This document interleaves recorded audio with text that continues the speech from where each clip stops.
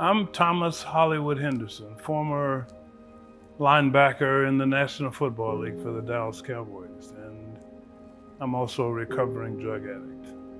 I've been sober 36 years and counting. My name is James Williams, and I've been an addict from 1990 to 1995, and I've been recovered from that since 1998 until 2020. I'm Michael. Started using when I was like 16 years old, and used till I was 46, and been clean now, going on 14 years and 3 months.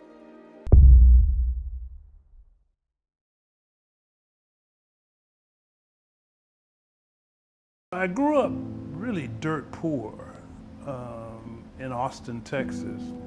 I was my stepfather's stepson. My mom and dad drank every weekend, Friday and Saturday nights. It was, like Dodge City.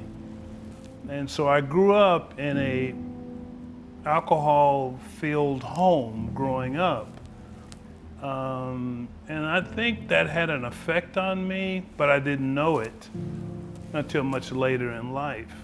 My mother shot my father in front of me. She was drunk and he was drunk, and there was violence. My father would black my mother's eyes in front of us kids. I was there when she got stomped and beat. I was there when she was naked in the yard. So certain things that happen to kids are devastating. I didn't meet my real father until I was 21 years old, and the Dallas Cowboys had drafted me. Then here comes this guy to New York going, "My son!"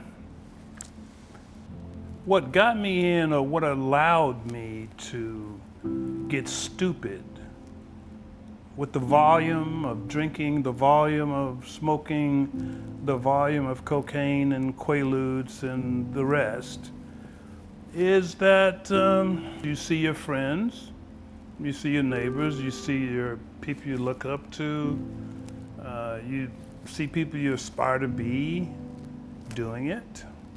So that's a green light for you to participate as well. So I was always something bad gonna happen. And so football was such a small part of my life, but it also emulated the violence that I grew up with and saw in my own house. My years in the National Football League were filled with injuries, both large and small. There were opioids being passed out like chiclets. Took 2 black mollies before every football game I played in as a Dallas Cowboy. Just massive amphetamine. Go to the field like, who? What? So in the mid-'70s, I'm with the Dallas Cowboys, and I'm hanging around with Richard Pryor and Marvin Gaye, both deceased buddies of mine. So Hollywood was because I hung out in Los Angeles in the off season. I was dating one of the Pointer Sisters, a beautiful woman, and hanging out with the stars. Richard Pryor, I'd come in with a little bag of cocaine. He'd come out with a goddamn brick, kilo of goddamn cocaine. I was always getting a quarter, 8-ball, but I saw this guy buying kilos. So I started buying 4 or 5 ounces at a time, so I didn't have to go look for it. So yeah, in a way that really screwed me up, because the more I had, the more I did. I started with my friends in high school. We'd drink our beers. Our parents would be out on Friday and Saturday night and stay busy, and they wouldn't really tend to us or monitor us much. And we'd sneak beers and go in garages and take beers from other people's garages and stuff, and just playing around. And then slowly started smoking some pot, and you know, we weren't being supervised that much, so we were able to do things, and we slowly got into trouble. It's a full-time job. I mean, staying high is never ending. Being an addict, I lost many opportunities that today, my ambition I have today, if I had when, you know, I was younger in my 20s, you know, I had no focus and I didn't have any goals at that time. It was just, I had no responsibilities. My father enabled me to the extreme, bought me a house after I went to treatment. Last day of using, I was going to decided to go to a detox on my own, and I was using crack cocaine and drinking alcohol at a Gatorade bottle, walking into the detox center. And as I was checking in, they asked me when's the last time I drank. I unscrewed the Gatorade bottle full of Cisco and drank the last sip, and I threw it across the room, and it landed in the trash can by accident. I don't know how it did, but it did. And they said, "What was that?" And I said, "That was Cisco. That was my last drink." You know, they wanted to take my blood pressure, and the woman said, "You can't stay here. You need to go to the hospital right now." And I dropped dead right there, I believe. I woke up in an ambulance with IVs in my both hands, EKGs up in my body, and that's what it took me for the last day of my using. It was a God thing. I was there at the right moment, because I dropped out, and if I was anywhere else, I don't know where I'd be today.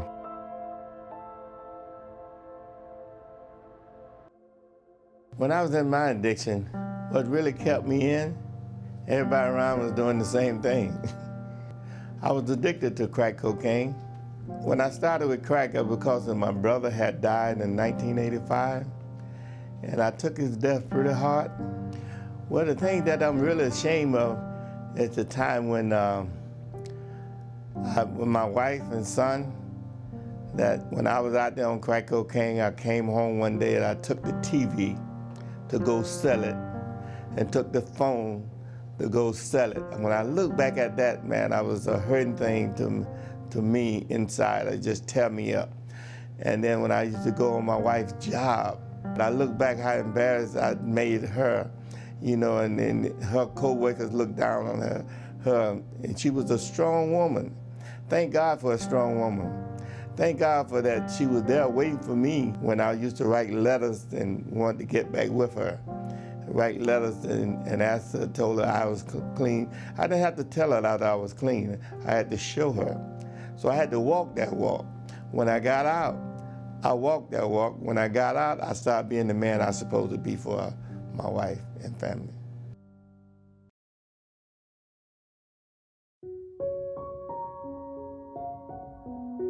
One day when I was in prison during that time, that I was shaving and I looked in the mirror and I said, "That's the enemy right there." I was talking about myself. When I really stopped being in denial, it's the time when I was in prison. That's why I say the 24 months that I did, a little over 24 months that I did, was the best 24 months of my life. I started writing my wife when I was in prison to let her know that, you know, I'm sorry.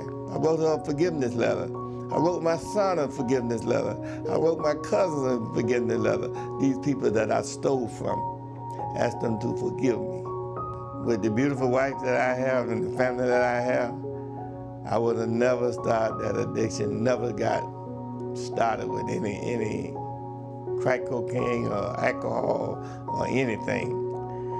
But thanks be to God, when you look at the pictures of my wife and myself and my family, only God can do that.